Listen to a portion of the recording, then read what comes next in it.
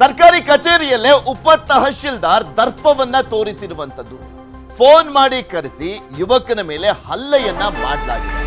ಉಪ ತಹಶೀಲ್ದಾರ್ ದರ್ಪ ಫೋನ್ ಮಾಡಿ ಕರೆಸಿ ಕಚೇರಿಗೆ, ನಂತರ ಯುವಕನ ಮೇಲೆ ಹಲ್ಲೆಯನ್ನ ಮಾಡಿದ್ದಾನೆ ಉಪ ತಹಶೀಲ್ದಾರ್ ಒಬ್ಬ.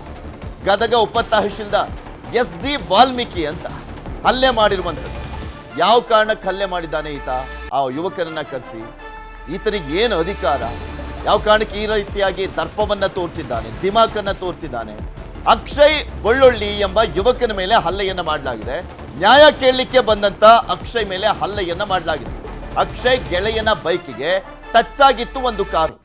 ಆ ಟಚ್ ಆಗಿದ್ದಂತ ಕಾರ್ ಇದೆಯಲ್ಲ, ಆ ಟಚ್ ಆಗಿದ್ದ ಕಾರು ಉಪ ತಹಶೀಲ್ದಾರ್ ಸ್ನೇಹಿತನ ಕಾರ್ ಅಂತ.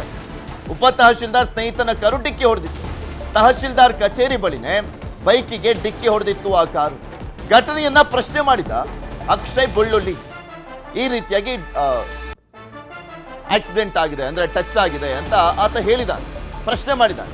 ಈ ವೇಳೆ ಅಕ್ಷಯ್ ಮೇಲೆ ವಾಲ್ಮೀಕಿ ಹಲ್ಲೆಯನ್ನ ಮಾಡಿರುವಂಥದ್ದು. ಅದು ಕಚೇರಿ ಕರೆಸಿ ಉಪ ತಹಶೀಲ್ದಾರ್ ಮತ್ತು ಟೀಮ್ನವರು ಹಲ್ಲೆಯನ್ನ ಮಾಡಿದ್ದಾರೆ.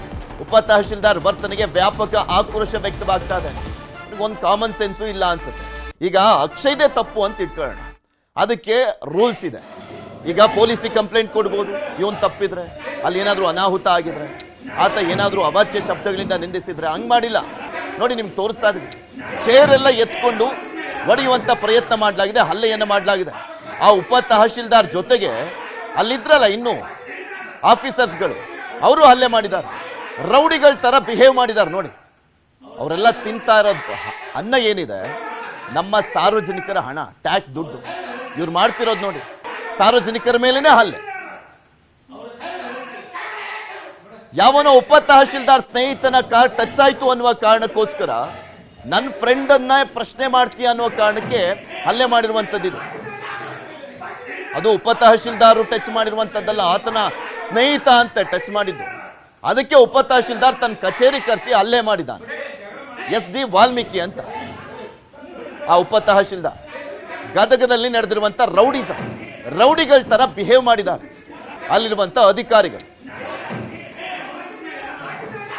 ಎಲ್ಲ ಸೇರ್ಕೊಂಡು ಒಬ್ಬನ ಮೇಲೆ ಪೌರುಷ ತೋರಿಸಿದ್ದಾರೆ. ಎಲ್ಲ ಸೇರ್ಕೊಂಡು ಸುಮಾರು ಒಂದು 7-8 ಜನ ಇದ್ದಾರೆ ಅಲ್ಲಿ. ಕೆನ್ನೆಗೆಲ್ಲ ಬಾರಿಸಿದ್ದಾರೆ, ಹೊಟ್ಟೆಗೆಲ್ಲ ಹೊಡೆದಿದ್ದಾರೆ.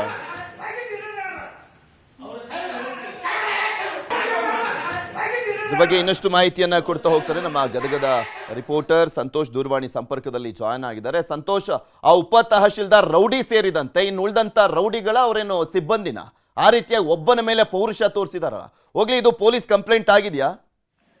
ಹೌದು ಪೃಥ್ವಿ, ಏನು ಸರ್ಕಾರಿ ಕಚೇರಿಯಲ್ಲಿ ಓರ್ವ ಯುವಕನನ್ನ ಕರೆಸಿ ಹಲ್ಲೆ ಮಾಡಿರುವಂತಹ ಘಟನೆ ಗದಗ ನಗರದಲ್ಲಿರ್ತಕ್ಕಂತಹ ತಹಶೀಲ್ದಾರ್ ಕಾರ್ಯಾಲಯದಲ್ಲಿ ಕೂಡ ನಡೆದಿರುವಂತದ್ದು. ಗದಗದ ಉಪ ತಹಶೀಲ್ದಾರ್ ಆಗಿರ್ತಕ್ಕಂತಹ ಏನು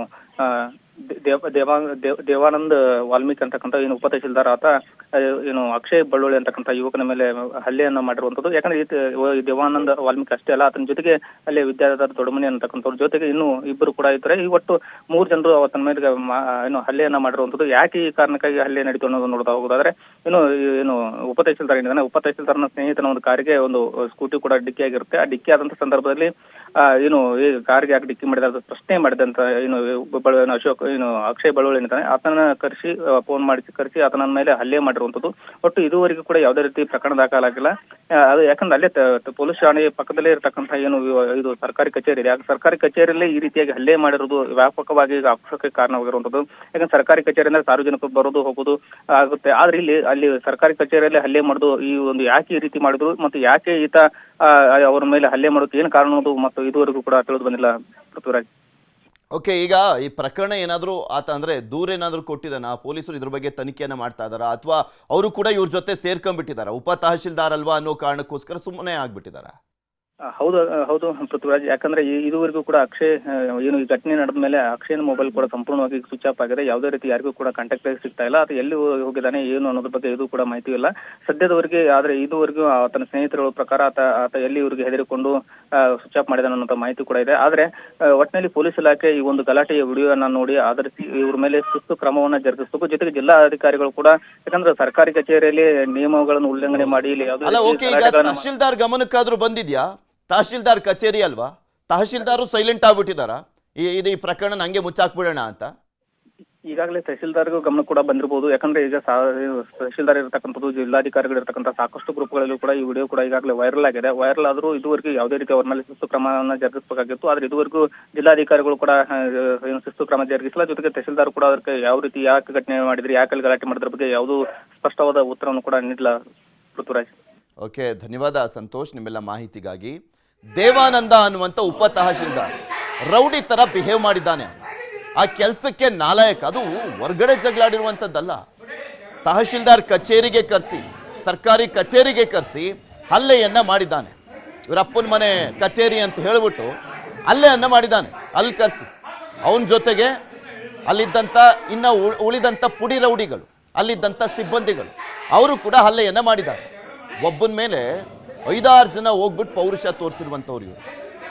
ಇದುವರೆಗೂ ಈ ವಿಚಾರಕ್ಕೆ ಸಂಬಂಧಪಟ್ಟಂತೆ ದೂರು ದಾಖಲಾಗಿಲ್ಲ. ಜಿಲ್ಲಾಧಿಕಾರಿಗಳು ಏನು ಕ್ರಮ ಕೈಗೊಳ್ತಾರೆ ನೋಡೋಣ, ತಹಶೀಲ್ದಾರ್ ಏನು ಕ್ರಮ ಕೈಗೊಳ್ತಾರೆ ನೋಡೋಣ. ಸಾರ್ವಜನಿಕರಿಗೆ ಈ ರೀತಿಯಾಗಿ ಸರ್ಕಾರಿ ಕಚೇರಿಯ ಒಳಗಡೆ ಕರೆಸಿ ಹಲ್ಲೆಯನ್ನ ಮಾಡಿರುವಂಥ ವಿಚಾರಕ್ಕೆ ಸಂಬಂಧಪಟ್ಟಂತೆ